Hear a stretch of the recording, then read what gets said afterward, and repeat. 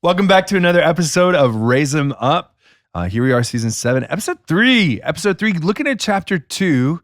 But before we even get into that, just a reminder of who is around the table with us for Raise 'Em Up season 7. We've got Jan Martin. I'm the director of kids ministry here at Trinity Klein. Been a teacher forever and have a 15-year-old and a 19-year-old daughter. There you go. Yeah. All right. Crazy. Awesome. My name is Uma. I'm the director of student ministries here. I work with our middle school and high school students. This is my second year here, and I have 3 boys who will be this year 17, 20, and 23. There you Do go. the math. Wow, that's Yes. awesome. So, yes, my youngest is going to be 17 in 3 days. That's mind-blowing. Ooh. Yeah. That's really mind-blowing. Yeah, we had our Okay. meeting with our counselor today about college stuff. And that's why I was like, yes, I got to get here. But yeah, it was quite interesting. Yeah, no I doubt. think Very that cool. that's how baby is getting launched. It's scary world. Yeah. That's awesome. I'm Melanie. I'm the director of adult discipleship. This is also my second year here.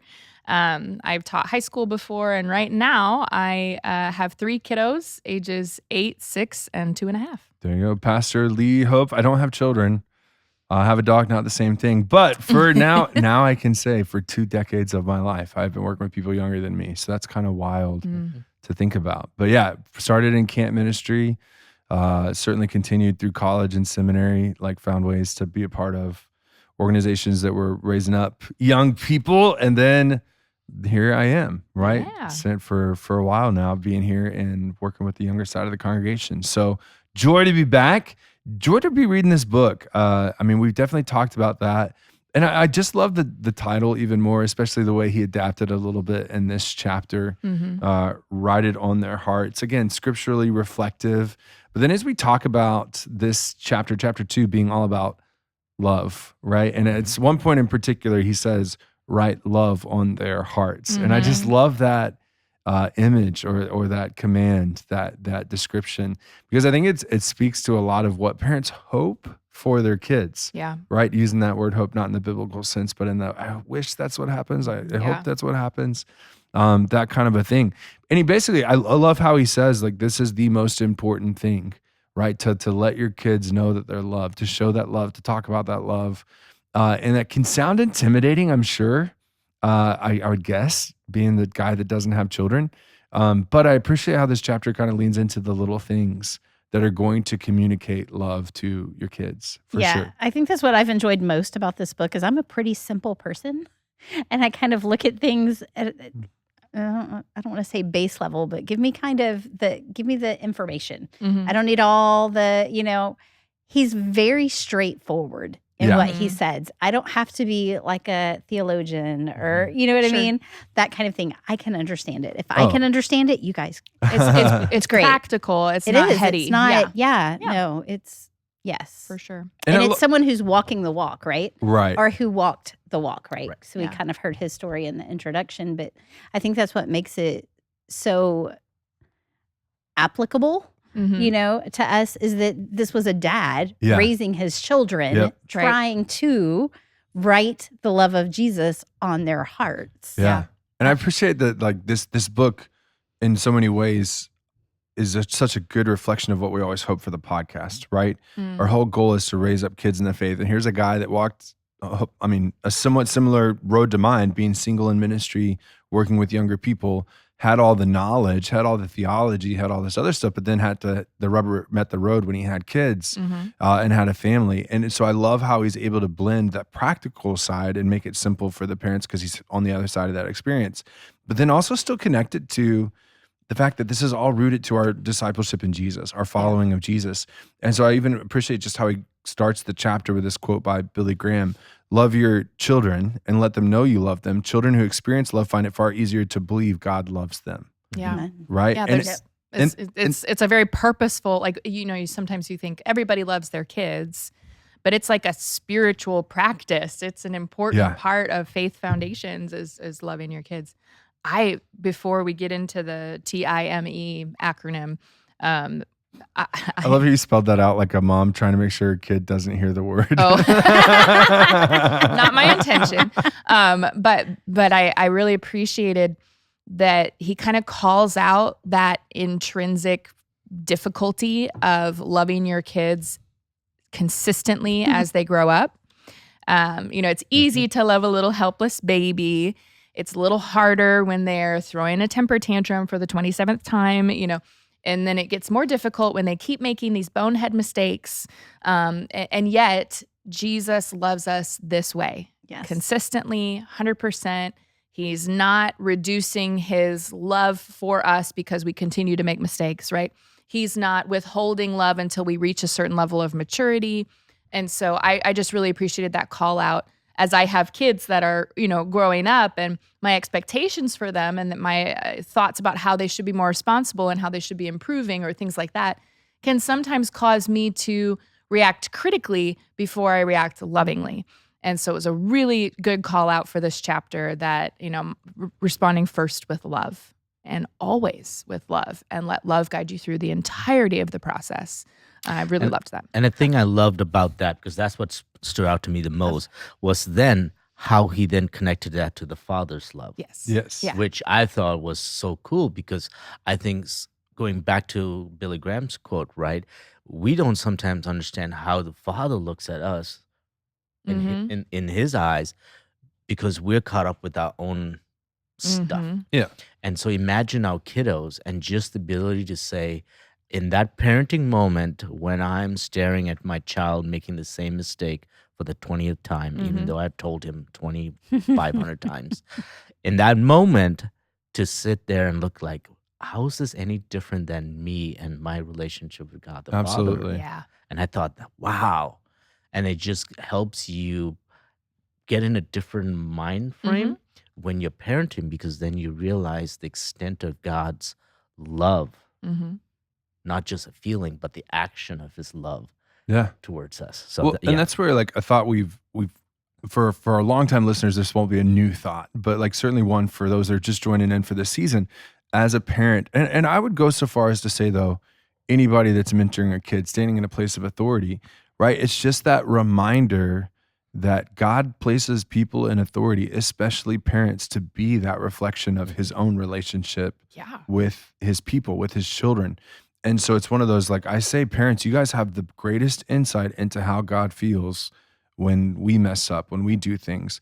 But then also you have the greatest insight into what it's like to love so deeply and to not judge based on mistakes and to want to help no matter the cost, right? All of that thing. So again, like parenting in a whole lot of ways gets you this significantly deeper connection to God for the work that he's doing, especially understanding all that pieces. And we get into that in this book. That's kind of fun. But the big thing here in this chapter is this T.I.M.E. That's not what I meant.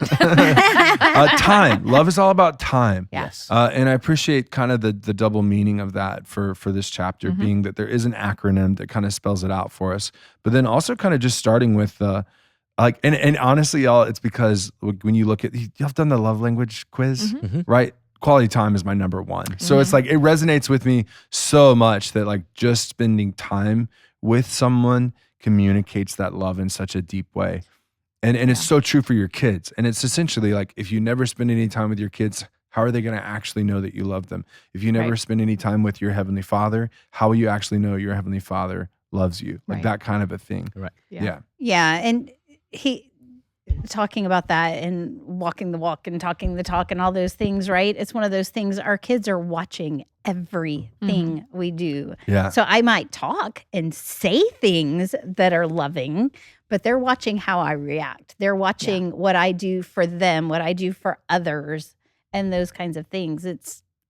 They're watching us. Absolutely. So we can't just talk the talk. We've actually got to walk the walk along with it, because It's kind of like, put your money where your mouth is. Yes. Well, where your time goes says a lot to your kids, to the world around you, to yourself, about where your priorities are. Yep. It goes back to what Jesus says, where your treasure is, there your heart will be also. And if time is money, how you spend your time is telling me a whole lot about what you value where your treasure is. And it's the qualitative of the quantity of time. It's not one or the other, right? It's spending that time with value and intentionality. Absolutely. No, as good opposed to observation. simply just saying I'm spending time. Not because just you sitting could on the still couch be, Oh, with yeah, our phones, you could be Exactly. doing our own right? games. And then Yeah. that's an easy one where Yeah. we could all be in our own screens. That's not the Yes, time no. we're Not talking quality. about. We're in the No. same Right. proximity to each other Yes. for this amount of time. That doesn't Oh. count. We sat in the car together for how many hours, but Mhm. is that wasted It's time? like Yeah. sitting at the table with Chick-fil-A right in front of you and not eating it. It doesn't do any good. That's just a total waste. Yeah. I mean, Like there's It's no got value to be in that. eaten. No value in that That's at right. all. That's right. Right? Opportunity missed. So time stands for 4 things that we'll kind of break down as he does here. Transparency, intimacy, meaningfulness, which is hard to say 3 times fast, and empathy. Yep. Right?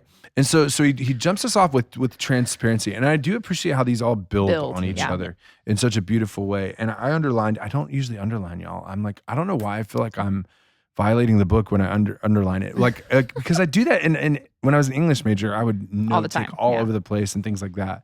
But for whatever reason, when we do the podcast, I'm always like, should I write in it? Okay, anyways. One of the first quotes we have here, the time we spend with our children today equals transparency tomorrow. Yes. So transparency is something. It's a goal as much as it is a process.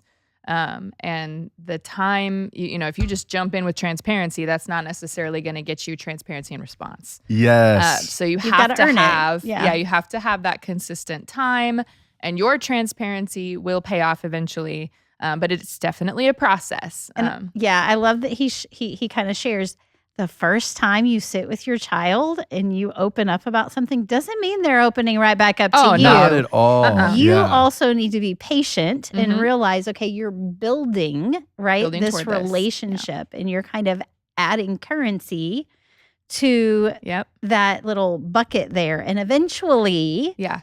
if you give it that time, if you continue and don't try once and quit, Mhm. right, Uh-huh. you're going to get the reward of having those conversations. Because I witnessed Yeah. this a lot. I mean, you might as well in student ministry, but like parents that are really wanting that in Yeah. 7th, 8th grade, even 9th, 10th grade. I feel like those are some of the hardest years Mhm. for, and I just want to call out what that is, right?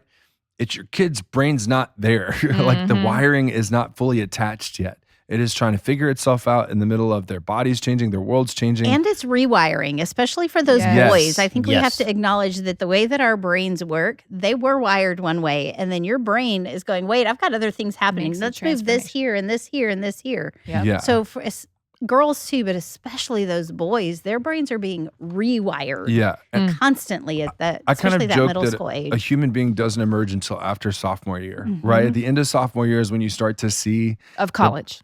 I go Yeah, high amen. school. Okay. I go I high don't school. know. Well, Brain's for not the fully boys, developed. At least for the boys. Developed until. No, not fully Right, developed, right. but at least like, whereas like in 7th, 8th, Some 9th of your- grade, even through the fullness of 10th grade, it'll be like, why in the world did you do that? What are you feeling? Why are you so sad? Whoa. Yeah. They don't know. And they're like, Mhm. but then after 10th grade, for whatever reason, that's just normally where it happens. And again, not saying it always happens there for anybody that it takes a little bit longer, because that happens. Yeah. All of a sudden you would ask like, well, why did you do that? And they're like, I don't know. This was going on and blah, blah, blah, blah, blah. It's like, oh, I have a human being in front of me again. Okay, Yeah. good to know. Yeah. Right. Like, so that's part of it. But I appreciate where I'm forgetting his name now. It's Michael, right? Chris, just kidding. Chris and Melissa Swain. Chris starts us by saying it starts with tea parties. Yeah. Right? Because I think that's what it is we want to, okay, we've got a 7th grader. They're growing into a young man or a young woman. So we're going to start having very transparent conversations. And that's just shocking them. You know what I mean? Right. If you haven't laid that foundation, Yeah. it's a shock to the system. Yeah. Exactly. So work on things like actually, I remember, I've probably shared this story on the podcast before, being in an airport and there's a kid playing with airplanes down on the floor while dad was on the phone talking business and blah, blah, blah, blah, blah. And I remember just being so, and this was early 20s, mid 20s. I remember just saying to myself, like, Lee, you have to tell yourself you're going to be the dad on the floor playing the airplanes with the kid. Right? Mhm. Because just spending that time, just Mhm. talking about the silly things, the dreams, the friends that are nice to you, the friends that aren't nice to you, is laying a groundwork and investing in a kid in a way that, frankly, all the work stuff, as a workaholic, all the work stuff can wait. Yeah. for the things that actually matter, like your relationship with your kids. And so being able to step into that is tremendous for just the little moments. And to start practicing what transparency looks like at the base level, which is just simply you ask them about your day, you get to share about your day, right? You get to share about, you ask about how people are in your life, you get to share how people are in your life, but you get to have that filter, which I think is where some parents, I mean, one of the popular mistakes, the very common mistakes is the oversharing. Like, okay, maybe not the right moment to share about that when they're in sixth grade. Right. Yes. Yeah. I think one of the things I also appreciated, especially now as a parent of older kiddos, is what transparency does, especially when they leave your home. Sure. And so with my oldest, transparency, because even when he was at home, was conversations, meaningful conversations. So when he was at college, we didn't used to get texts or we didn't FaceTime with him. But when he came home, because he lived close enough, it was those evening walks that he would share, and we would have these intimate conversations or transparent conversation. With my middle, he picks random times in the day and just FaceTimes us. And he's not expecting anything deep. He just has the FaceTime on for 2 hours. Wow. And he just wants to engage with mom, if I'm there with me, with his brothers. But he's playing games or he's prepping for a class but it's sharing that moment together where he feels like every week I need to call mom and dad and just be with talk. them. Yeah. Yeah. And then my youngest is a little different because he's still at home. But even then, each child is different. So when you think about transparency, it's not going to look the same for each child. And which takes us to a previous book about wiring. Exactly. Right? Yeah. So Yes. my expectation of my, say blue child to suddenly divulge their deepest secrets compared not to a gonna yellow happen. child, it's not going to happen. Yeah. The time to process. But the other piece that I think is hinted at in this chapter that maybe just needs to be reminded is just sitting your child down across from you at the table to have a transparent conversation is probably not going to go well. Not going to go Super well. But intimidating. when you sprinkle it into the daily activities, like the walk, like they've just got FaceTime on and we're doing work together, while we're ride. coloring, Yeah. while we're in the car, while we're playing on the floor with the planes. Yeah. That's where the time and the transparency meet in this activity, because it just unlocks a different part of your mind. It unlocks a different comfort level because now it's not about the talk. It's not about like, I have to have an answer. And it just becomes a natural thing that occurs. And again, it takes time. It's not the microwave, right? Yeah, It goes back yeah. to you've got to take that time and continue. And no, there will be times when you're in the car riding and you start talking about something and all of a sudden something does come up and you need to be prepared. There will be times when you're in the car and you're talking and it's totally, surface level. silent. Yeah. happens. Which is And great. that's okay. Yeah. Which is that's great. Because they're Yeah. learning that, hey, this is the safe place for me to have those conversations and they're going to listen and hear me and, no matter what it is. And I think one lesson I learned really with my oldest son is affirming their passions, if you don't even understand it, goes a long way in creating that trust. Which kind of takes us into the I, Yes. which Oh, is and before we jump there, yeah. Like one thing, I really appreciate was a quote.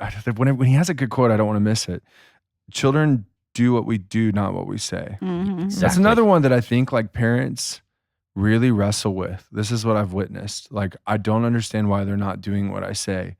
And it's like, well, friend, are you doing what are you say? doing it? Yeah. Are you doing what you say? And a lot of times that's the common phrase from parents. And it's said as like a joke, but like it's kind of the you are what you eat analogy. Like your kids are your mini me's. I get to watch it every single day. I get to see glimpses of parents come out in all of these children that we get to interact with here at Trinity. And it really is, they are watching you, they are soaking you up like a sponge. And the things that you say, the things that you do, the habits that you have, your mannerisms, it is so funny to watch it all play out, right? And that's why it's so funny when you meet like siblings of the people you work with or something, and you're just like, oh my goodness. or like other siblings. Like, so I love it when I have like the oldest sibling, and then like 3 or 4 years later, I'll get a younger sibling. And I'm just like, oh my goodness, y'all are such siblings. Like, because it's the same thing. And what it is they both soaked up from the same parents. Mm-hmm. And so when it comes to especially this idea of transparency, if they never see transparency in your life, if you're always clammed up and never share anything, your kids are going to clam up and never share anything and have to process that, all right, at some point. And again, it's not blame there. It's just, it is what it is, right? Insight. Yep. That's what's happening. All right, so good. Now take us into intimacy. So Uma, Oh, what a scary word. Yeah, it does sound scary, especially if transparency is already difficult for you. Then Exactly. But intimacy really in this chapter is talking all about being known. Good. So allowing yourself to be known and then really getting to know your child. Exactly. So as Uma was talking about, what are they into and sharing their interests, that's a massive step in the right direction to show that you love someone. Is getting to know what makes them tick, and again, this goes, know their wiring, know their love language, know their interests, know their friends, know, investing in that knowledge and sharing bits about yourself. That is really deeply what we all want when we look for love. We want to be known for who we are, and we want to be appreciated for that, right? And we also, you want to get to know other people in this way because you feel safer when you know more than just the surface level. So, all of this, it's like, oh yeah, duh. Well, and I'm going to shout out to season 6 again, right? So learning your kids' wiring. I'm going to shout out to all 3 of you because I think one of the things our listeners are certainly picking up as they talk is all 3 of you know your kids, right? You know the different ticks, you know the different ways that they're wired. You definitely know the things that frustrate you, but you're aware, right? So because y'all have taken that investment into getting to know your kids, learning their differences, respecting their differences, learning that each of them are wired and responding in different ways. And so taking that unique wiring and then leveraging it for your own use too, because I appreciate too, where Chris brought it back to discipleship as well, that he says the power of intimacy cannot be overstated in the discipling relationship, right? The reason why we follow Jesus, the reason why we trust God and all of his promises is because he knows us better than anybody else knows us. When we don't even know ourselves, he knows us. And in a lot of ways, parents, that's the same exact relationship you can have for your kids. If you choose to invest, if you choose to take that time to be transparent, to learn, to ask good questions, to meet your kids where they're at, and they're going to understand. And this is what's fun is, and y'all can speak to this in ministry too. I found that's where the biggest successes or wins in ministry I've had are with students that I've taken the time to slow down, to have the one-on-one conversations, to listen, to bring things back up later down the line, to even just know their names. I know, Jan, you love sharing that story of you guys came to Trinity because you visited and your pastors knew your kids' names, right? So even that is just huge to be able to know that. Yep. Yeah. That's good. I'm sorry. I feel like I was in a pulpit for a second. So I was like, stop talking. Yeah. No, we talk about knowing names, but then he shares 1 Corinthians 8:3, but if anyone loves God, he is known by him. And then he goes on to say that God knows us. This is what defines us as followers of Jesus, that we are known by God. Our identity is not based on who we know, but in who knows us. And for our kids, for them to feel like, hey, mom and dad, grandma, grandpa, coach, so-and-so, they know me, they get me, then that's where they're going to start to find their identity and not in all of those things that are around them, right? Because we've got so many other things trying to claim our kids' identities. Let's let them know that, hey, no, I see you and I love you. And you start with that transparency, with you kind of opening up, being honest, allowing them to be honest. And from that, spending that time together grows this intimacy, this knowledge of your child, so that you can be there for them and be ready when those conversations happen, because you never know when they're going to happen.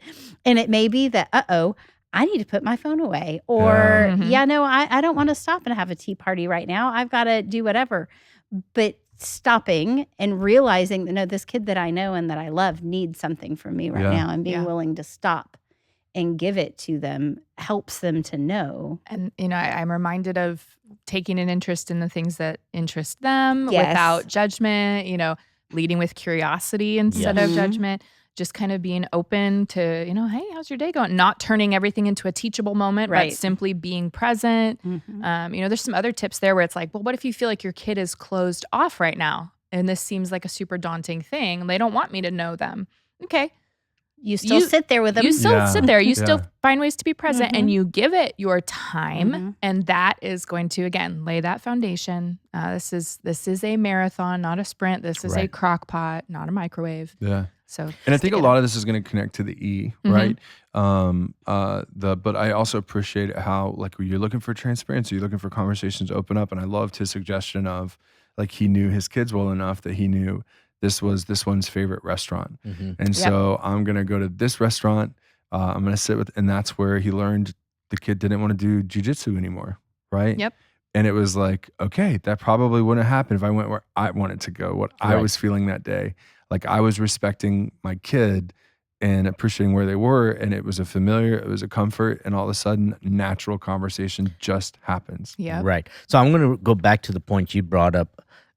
Children do what we do, not what we say. Sure, yeah. But tie it with this too, because, that's one of my temptations as a father with my oldest son. He's going to do what I want to do. So he's going to have similar passions like I do. Yeah, which is great. While ignoring his own. Yeah, he might have that tendency. Yeah, and so when I started to realize we're not wired the same, he is not the way I want to have fun. He moved from team sports to individual sport because he's like, I don't know if I like depending on others. I want to do this my way. So he picked up tennis and he picked up golf and other sports where he's like, I can control my destiny, bowling. And then he picked up this weird game called Pokemon. Sure. Yeah. And I had not a clue about that. Right. But I forced myself to learn. Yeah. I still can't play a game with him. He will wipe me under the table. But I am curious enough to spend time with him, driving him to all these places when he didn't have a license, because I knew how much it valued him. And the gift of those long rides to take him to those Pokemon tournaments when I was exhausted, tired, and the last thing I want to do is in the relationship that we've developed as a result of that. And I think that's where, as parents, especially dads, who may not be wired the same way as your sons, continue to be curious, continue to have an open mind in what they are wired and how they see the world and the interests they have. Yeah.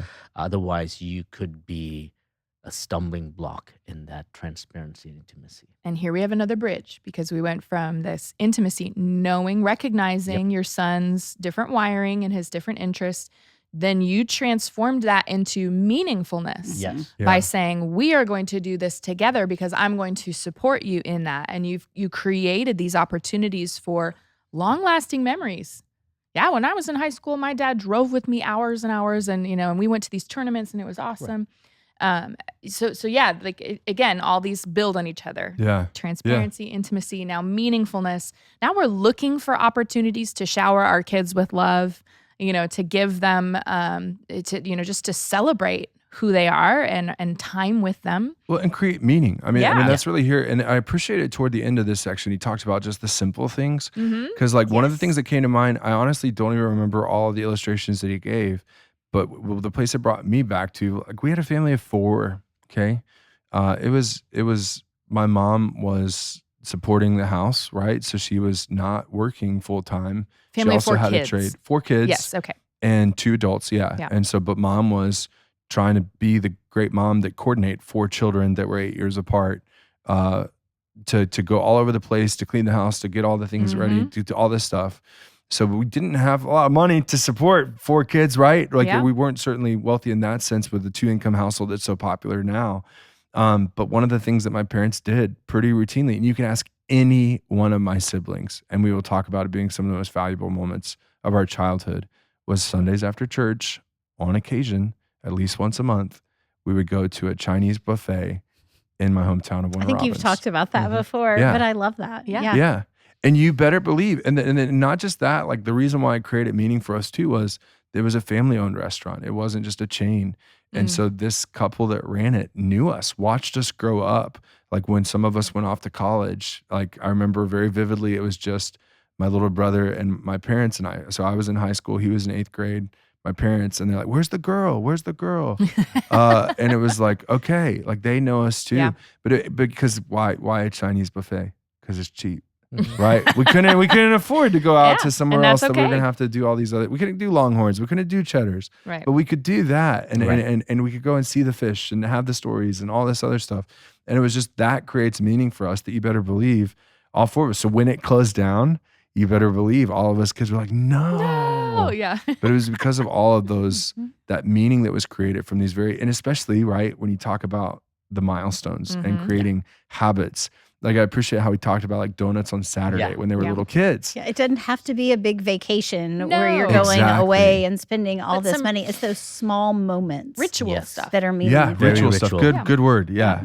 And, for my family, it's always biscuits and gravy. There you That's go. our celebrate. Whatever it is, birthdays, that's what the boys want. Christmas morning, that's what they want. It's this one thing we as a family come together intentionally because of that culture of meaningful. Yeah. Well, ask your kid, like, know what their favorite meal is. We can make that. Like, I'll make that for you. But what do you want for your birthday? That was us. Again, we couldn't go out to eat. We couldn't go Cheesecake Factory for our birthdays. Like that was never going to happen. But mom asking, what's your favorite meal that I make? And having that for dinner was so special growing up, and having the routine of, especially when mom was really into making cakes. At one point she got tired of it, but like that was special. That was meaningful. All these really inexpensive ways that you don't really have to change too much of what you're doing. And you don't have to give into the monster of society that says it's all about spending the most money on things. It really is just the simple pieces that can create meaning. And so with that, I appreciate where it starts. I know I'm kind of floating through, but it starts with milestones. So ask yourself, like, what milestones do you have coming up for your kids? Are they going to do first communion? Are they going to do confirmation? Are they going into middle school? Are they going into high school? Are they, I appreciate Milestones Ministry, Jan, where we get to celebrate certain pieces, and ask yourself, how are we going to celebrate these pieces, right? Maybe your kids aren't baptized and you're thinking about getting them baptized. Okay. In what ways are you going to celebrate that milestone, right? Just do something unique and special and different to be able to set apart in kind of that ritual way that this was cool, and to develop some meaning. I also loved, since I didn't hear anybody jump in, the scripture, like just sharing the word of God together, even if it's just a verse. Yeah. Right? That can be so meaningful. I wrote that down. I have a quote on page 50. I underlined a lot, y'all. I did it like at least 3 times. Creating a culture of small but meaningful moments in your home can help ground your children in a family mindset versus a mindset focused outside the home. Yeah. And I know we've used the word discipleship a lot, which can be a little bit complicated, but I appreciate how you think about that quote. Again, just in case someone needs to hear it a second time, creating a culture of small but meaningful moments in your home can ground your children in a family mindset versus a mindset focused outside the home. I just want to kind of call out how the world can disciple our kids through transparency, intimacy, and meaningfulness if we're not doing it. Yep. Right? Social media can, right? I don't believe it's a valid or a good fulfilling thing, but can provide feeling of being known. Yeah, we're the feeling all of meaning. Yeah, we're all born with that God-shaped hole in our hearts, right? Yeah. We're all born looking and searching for that love of Jesus. And our kids are looking to feel that. God placed them in our lives. We get to kind of be a little tiny representation of just how much God loves us, right? Yeah. And we need to make sure that we are using every bit of time that we have with our kids to show them that, because if we don't, there are other things that are waiting to show them that. And I mean, that's what we're trying to fill, that God-shaped hole. And we're going to fill it in ways that maybe are good or maybe that are bad. I mean, I think we can all think back on times when we searched for meaning, searched for being known, searched for approval, transparency. That in intimacy. places that were not the healthiest. Yep. I'm positive because it's a human problem, right? It's not just to your kids or this generation. No. It's a people problem. Yes. Yeah. And as you're saying that, I'm going, like, I can think of times in my life where I went to the appropriate places. Oh, yeah. For transparency, for intimacy, for meaning. Yep. And it was, I don't have time. Right? Yeah. So it's one of those like, okay, we've got to make sure that we're aware enough that when these ones that we're trying to raise up, and that's where I said, like, again, watching it's helped, because I know I like to work. I know I get lost in, I'm not good at details, but I get lost in work. I get really passionate about it, I get really tied up in it. But I know, like, when that day comes, or like even just in ministry, right? When I have to learn how to slow down when someone stops. Hey, pastor, can we talk for a second? Hey, it's really great to see you. I have to learn how to slow down. And Lee, you're already late for the meeting, so what does it matter? It's going to be 5 more minutes or 10 more minutes. Like, to at least see someone, hear someone. But how important is that for your kids? Right. Yeah. Right. And how many times in life do you get the reminders that you have absolutely no idea what's going on in someone's life? And that can be true for your kids too. Yeah. And I think as they grow older and they hit that ugly little puberty period and they start pulling away from us, I have found, for me, it's easy for me to say, okay, great, go, and I'll stay. We need to hold tighter then too, not smother them. I don't mean try to push ourselves into things, but to make sure that they know we're there, and to really be looking for these little times that we can put meaningfulness in there. Because the more that they're kind of trying to feel their way and stuff, we want to make sure they for sure know, hey, I'm right here. That's be the wall, right? Yeah. Yes. Yeah, Yep. the wall they Be come the wall back they to. come back to. Yeah. Yeah. So I'm not sure if this is going to be covered later. I haven't read the rest of the chapter. But something that struck to me in my conversation is that we don't, in our current 2024 world, not a lot of families live with extended families that can be part of that network of meaningful adults in their life, right? And it's tough, right? It's really tough tough. here in America. We're so transient. We can move to different cities. Exactly. It's almost like pushed in culture to get out of your hometown. Yeah. But there are other adults that we are entrusting our kids to that spend maybe more time than us. If you think about the teachers that spend time versus us, or the their coaches. year-round coaches. Yeah. Exactly. So what are we doing to make sure that those adults are not necessarily matching or mirroring your expectations, but the values are still being instilled? Taking us back all the way to season 1, right? Web of sticky faith, the web of sticky relationships. Yeah.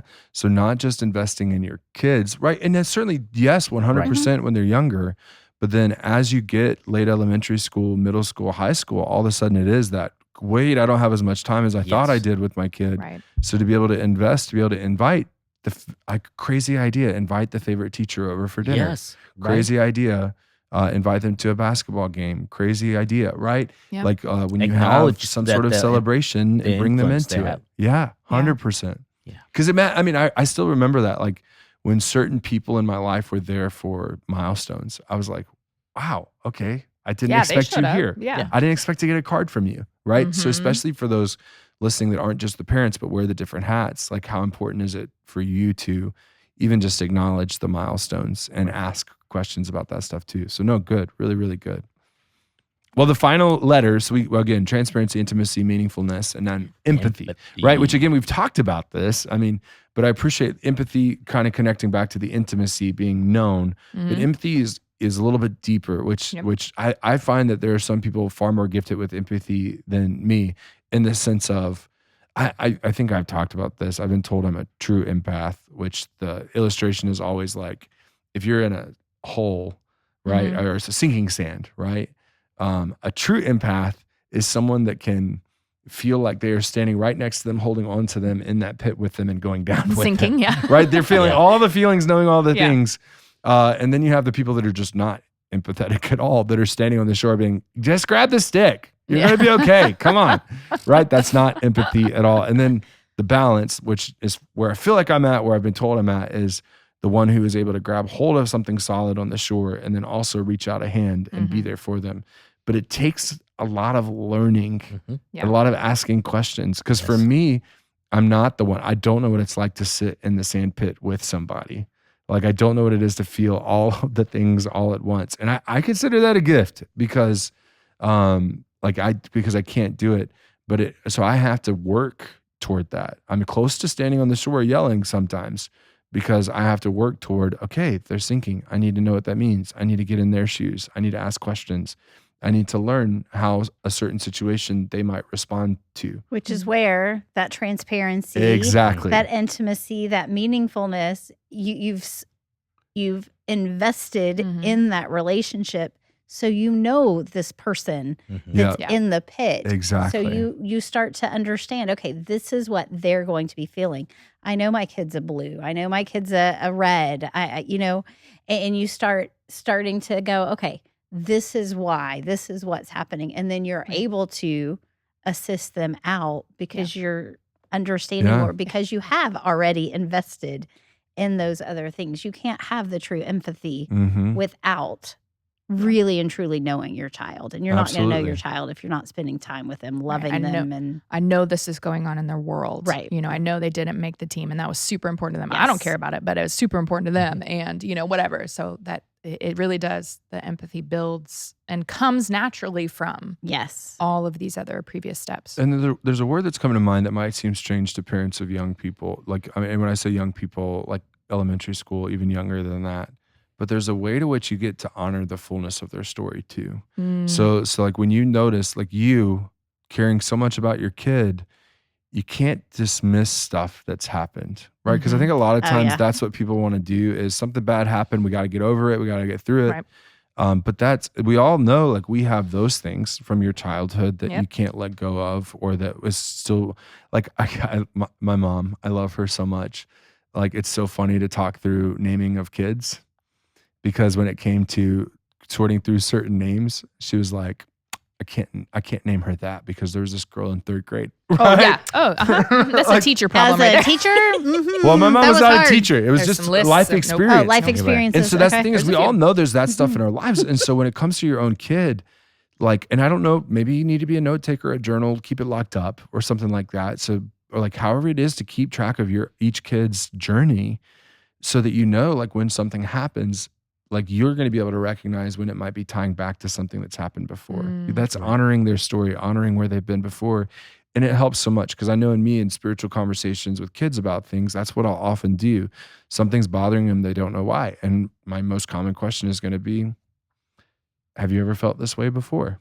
And then I'll like walk them backward to when was the first time you felt this way? Like when you learned this feeling, because that's what kids are constantly trying to figure out is, what are these feelings? Why do I have them? And so being able to do that and being able to see that and acknowledge that is going to give you the empathy as well to be able to ask questions.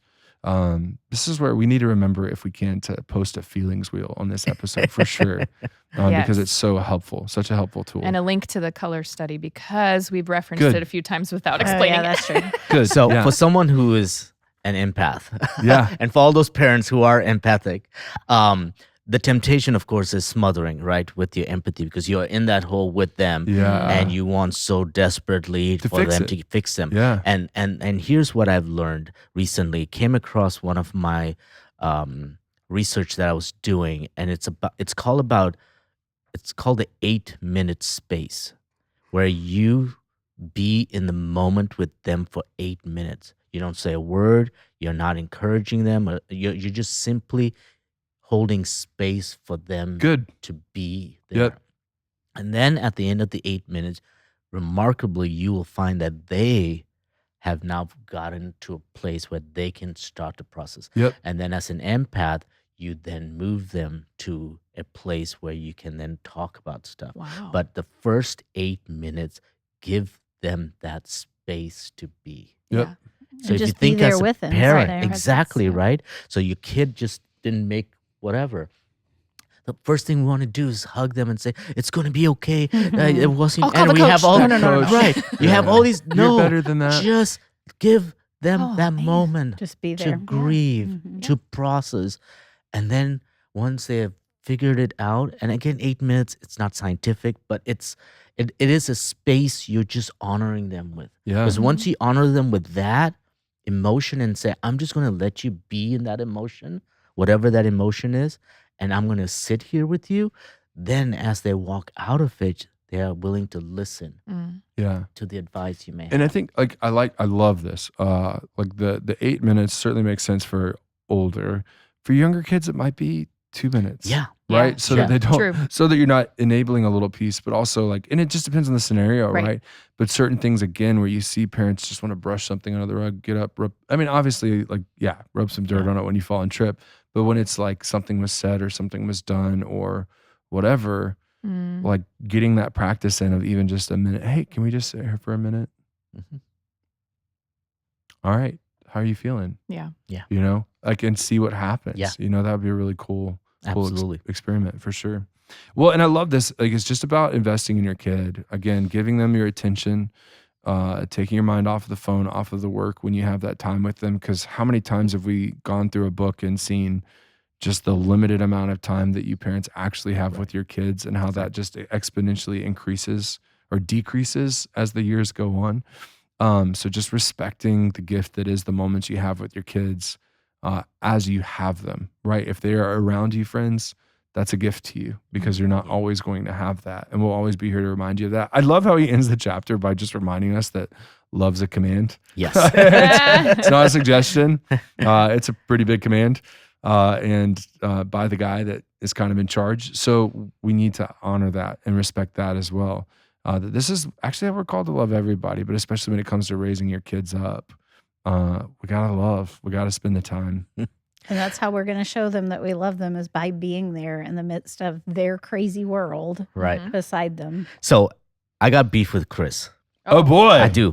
He says soccer bores me to tears. And I'm like, bro, come on.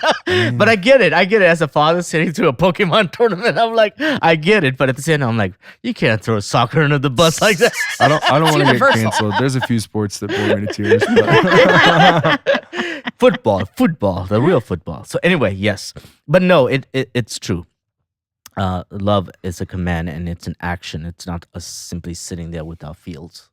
yeah. I love how he ends the chapter, just suggestions. I mean, the one that really stood out to me is simply asking the question, have a conversation with your child about when they feel loved. Ask them how you can be more loving. Spoiler alert, teenagers may blow this conversation off or shut you down and go into silent mode. Push through and work to get some insight from them. Yeah. So simply asking or noticing or taking a little fun test, personality test, that would be fun to figure out those things. My favorite insight was, admit to your children when you get it wrong and apologize to them when you blow it. That has repaired so swiftly, especially with my young kids. And it really lays a good foundation as we're going to get into the teenage years where, there's going to be probably some bigger disagreements or bigger mistakes that I'm going to make and they're going to make. So that one I think is a great bullet point, especially for us Reds. And I like the very end, before he got into the bullet points, just that reminder that we're not doing this alone. Yes. That discipling our children is going to be a challenge. It is not for the faint of heart. It is not going to be easy. It is going to require all our time and every bit of patience. But we're not by ourselves, because Jesus is with us. Yep. I mean, We're not alone. I mean, well, and I was going to say, especially as they get older, but I would say especially as they're younger too, all the because we're time, kind of all the learning. time. And I wonder if there's any parents listening that are in this boat of the ones that are under 5 right now. Like, and recently it came up. We were kind of just talking ministry wise, early childhood ministry, early childhood center. This past couple of months, we've talked a lot. And it was just the acknowledgement that parents, you guys that had your kids in the pandemic, Oh, yeah.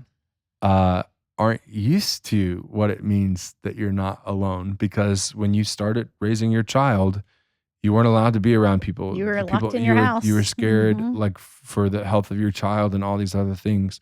So there's a huge Yeah. growth opportunity for all of us, right, to continue to walk alongside of each other every single age. But I would tell you, we really do mean that. We're here for you. Yes. And others in your life are too. So definitely invest in those. All right. Well, next up, we are going to talk about the talk, about prayer.